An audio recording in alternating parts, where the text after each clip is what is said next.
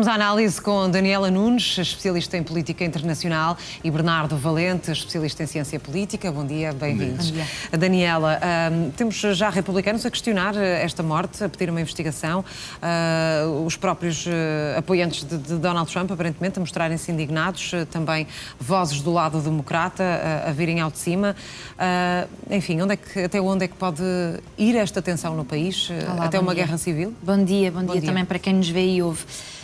Sim, o cenário mais catastrófico será obviamente o de uma guerra civil. Creio que ainda estamos um bocadinho longe disso, mas poderemos caminhar para lá. Há obviamente uma politização das forças policiais que está a criar cisões muito fortes, não só dentro do próprio Partido Republicano, mas também entre democratas e republicanos, como seria de esperar, e entre governantes e governados. Nós, aliás, estivemos aqui há poucos dias a comentar isso mesmo, a propósito da morte daquele cidadão de 30 e qualquer coisa anos, um enfermeiro, para dizer que, obviamente, o ICE está a operar, e quer dizer, e que era uma pessoa indefesa, não é? Que não estava armada, que estava, aliás, a interceder por outra pessoa que estava a ser vítima desta atuação do ICE, que obviamente já não é uma atuação no sentido de impor a ordem ou de impor a lei, mas é uma atuação na qualidade de ator político. Por isso é que eu digo que há uma politização das forças policiais e que... Sobretudo, faz essa análise porque, sobretudo, acontece no Estado democrata. Exatamente. Tem muito a ver com isso? Há esse detalhe também, não é? Que, obviamente, portanto, torna-se claro que estas questões também têm a ver com uma transição das questões políticas e das lutas políticas para a sociedade civil, que de resto está a responder em massa, não é? Nós estamos a ver, não só neste Estado e nestas cidades onde as tragédias em particular têm acontecido, mas um pouco por todos os Estados Unidos as pessoas estão a manifestar-se contra precisamente a politização de uma força policial que não devia ter esse poder, não é? Aliás, até do ponto de vista como estes atores e estas personagens se apresentam, fazem lembrar um bocadinho as polícias do Estado, não é? Fazem lembrar, há bocado aqui na maquilhagem estávamos a comentar que isto faz lembrar a PIDE. E, portanto, há obviamente uma deriva autoritária nos Estados Unidos que não tem só a ver com estas questões do ICE, tem também a ver, por exemplo, com as pretensões de Donald Trump fora dos Estados Unidos. E a propósito disso, Eduardo, deixa-me só utilizar 30 segundos para dizer que trouxe aqui um livro. Eu julgo que ele está traduzido para a língua portuguesa, mas eu só tenho o original. Chama-se O Mito do Líder Forte e é de um autor britânico, Archie Brown, por quem tenho muita estima e que, aliás, eu própria entrevistei, e que é um livro cuja tese central é precisamente a de que, normalmente, a obsessão em torno de um líder forte, portanto, um líder que concentra em si muito poder, um líder que consegue fazer face às instituições e à inércia dessas instituições e que promete conseguir concretizar os interesses nacionais muito mais eficaz e rapidamente, normalmente é contraproducente. Normalmente cria cisões muito mais do que cria união e despreza as instituições até ao ponto de as esvaziar dos seus mecanismos próprios e das suas ferramentas próprias, essas sim mais eficientes e mais eficazes. Portanto, o que está a acontecer nos Estados Unidos, muito provavelmente, é que os norte-americanos, com esta administração Trump 2.0, achavam que iam conseguir projetar os interesses norte-americanos dentro dos Estados Unidos e fora dos Estados Unidos com muito mais eficácia e, na verdade, o que vão criar, e para regressar ao início deste comentário, é uma cisão muito forte que pode ela mesmo levar a uma guerra civil. Como é que avalia, Bernardo Valente, esta atuação do Donald Trump no processo, ao lançar uma versão que os vídeos demonstram, não são só as testemunhas e a família da vítima, que aparentemente não tem qualquer fundamento. É de facto o regime de Donald Trump a pender muito, e como perspectivava a Daniela, para um regime quase que totalitário, e isso traduzido na questão da força política também? Bom dia, Eduarda. Bom dia, Daniela.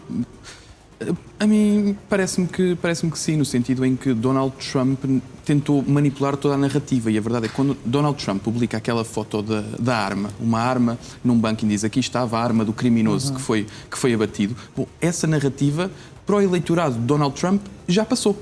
Ou seja, esta ideia já lá está manipulada dentro da cabeça dessas pessoas, dentro da cognição dessas pessoas. Portanto, tudo o que vier a seguir, quando vierem dizer agora que, e como disseram, que Alex Pretty não tinha arma, pois bem, isso serve a um eleitorado, que é principalmente o eleitorado democrata. No entanto, aquele eleitorado de MAGA continua a achar, a acreditar que Alex Pretty era um perigoso criminoso, que tinha uma arma e que ameaçou aqueles 7 ou 8 agentes que o tentaram deter. Portanto, por aí há uma tentativa clara de manipulação da imagem, manipulação da verdade. A mesma coisa fez durante toda a semana, quando escureceu a pele da maior parte dos manifestantes que estavam em Minneapolis, exatamente para crispar mais uma vez o MAGA contra aquilo que é a política identitária de Donald Trump, ou contra aquilo, ou legitimando aquilo que é a política identitária de Donald Trump, principalmente contra os grupos afro-americanos e latinos, como sabemos. E depois temos esta deriva em que percebemos que Donald Trump ultrapassa tudo aquilo que são os limites do seu poder federal, portanto do Estado Federal, da Federação, e tenta, com isso, ultrapassar também a jurisdição dos Estados Federados.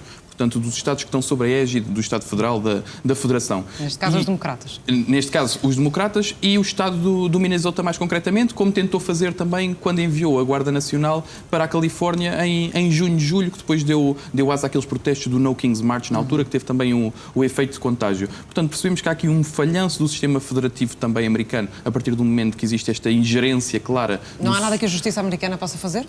Bom, os democratas estão a tentar passar agora uma lei sobre o defund da polícia, portanto, de retirar os fundos públicos à polícia, que foi o mesmo que tentaram fazer na altura de George Floyd, quando George Floyd morreu, aí às mãos de uma polícia estadual e não de uma polícia federal. No entanto, isso é muito limitado, porque o que vai acontecer se esse defund da polícia realmente for para a frente, o que acontece é que temos um bloqueio do orçamento novamente, aquele shutdown que tivemos há cerca de 2 meses. E esse shutdown leva a... Há jornais norte-americanos, de resto, a alertar para essa possibilidade. E isso leva a um bloqueio permanente da administração pública, que faz também com que aquelas pessoas todas, sejam eleitores de Donald Trump ou não, que trabalham na administração pública, fiquem também com as vidas altamente condicionadas e com o seu bem-estar, principalmente material, altamente condicionado. Portanto, pode ser uma solução a curto prazo, mas não será uma solução a longo prazo. No entanto, o Congresso está a tentar jogar com as armas que tem. Estes são os mecanismos legais. No entanto, percebemos que o Donald Trump, exatamente por perceber que o Estado Federal está muito acima dos Estados Federados naquilo que é a sua jurisdição, não cumpre estes mecanismos. Fez o mesmo na altura da Venezuela, da invasão à Venezuela, também passou por cima do Congresso quando devia ter pedido o aval e passa por cima dos governadores, e por isso é que Tim Walz tem sido tão vocal, e claro, Gavin Newsom também na Califórnia em junho, julho, como dizia. E a verdade é que estas pessoas também do Partido Democrata, a partir do momento que temos um pouco um vazio de poder dentro do Partido Democrata, pessoas como Gavin Newsom, Tim Walz, aproveitam também este tipo de situações, que normalmente acontecem em cidades de santuário dos democratas, para se promoverem um pouco naquilo que é a sua campanha dentro do Partido Democrata. A ala democrata precisa disso, precisa de rostos. Exato, e para concluirmos este tema, Daniela, algum impacto internacional em termos da imagem de Donald Trump até pode sair fragilizada com tudo isto? Ou, bem, sem dúvida, se essa imagem já estava altamente fragilizada por aquilo que aconteceu, por exemplo, na Venezuela, depois também a questão da Groenlândia, quer dizer, isto só contribui para a ideia precisamente de que o líder forte de tudo isto é um mito, não é?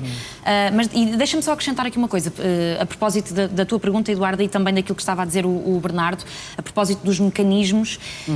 Alguns mecanismos que podiam travar esta deriva autoritária e aquilo que está a acontecer, nomeadamente em relação ao ICE, muito em específico, são mecanismos que já estão embebidos numa certa trumpificação, portanto, a figura de Trump já tem uma ascendência sobre esses mecanismos e essas ferramentas, nomeadamente os tribunais, nomeadamente os próprios juízes, não é? E, portanto, e como eu estava a dizer, a politização das forças policiais faz com que mesmo o esvaziamento de fundos em relação a essas forças policiais possa não esvaziá-las de uma certa ascendência e de uma certa moral que é altamente personificada, portanto, ligada e muito preocupante do ponto de vista da democracia. À figura de Donald Trump. Trump. Aqui esta divisão entre sociedade civil e forças policiais. Não é? Exatamente. O ICE é um serviço de imigração. E o que nós estamos a ver é precisamente... cidadãos eram americanos, tanto Rennie Good como Alex Pretty. Aliás, a morte deste rapaz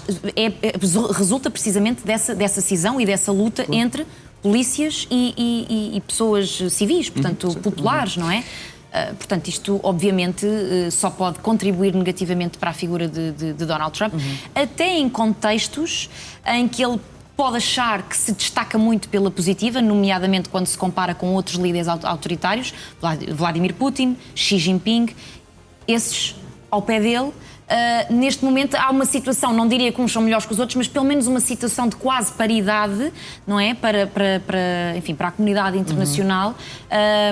Trump está quase a igualar-se em relação a esses dois líderes, quer dizer, na medida em que está a servir-se de uma polícia política para matar pessoas, para, como estava a dizer o Bernardo, para utilizar imagens e vídeos para os deturpar, para justificar as suas narrativas, controla o FBI, que seria quem poderia controlar... E temos o próprio Presidente dos Estados Unidos a fazer desinformação. Exato. Para além de criar o Conselho de Paz, que ele agora tornou-se um pouco, na arena internacional, o CEO de todos estes líderes autoritários que aceitaram também juntar-se a este Conselho de Paz alternativo.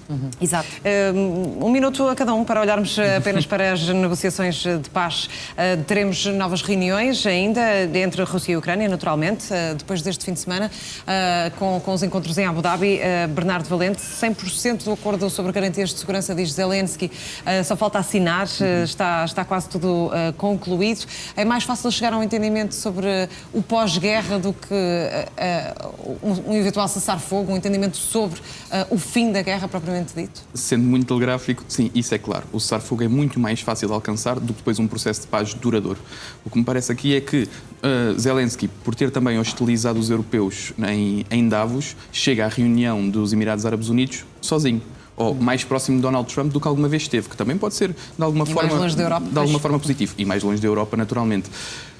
Vejo com algum otimismo o facto de não termos grandes informações sobre o que se passou, porque normalmente quando informações surgem é para destruir tudo aquilo que foi o processo de paz, e foi assim com os 28 pontos de Vladimir Putin e depois com os 20 pontos de Zelensky.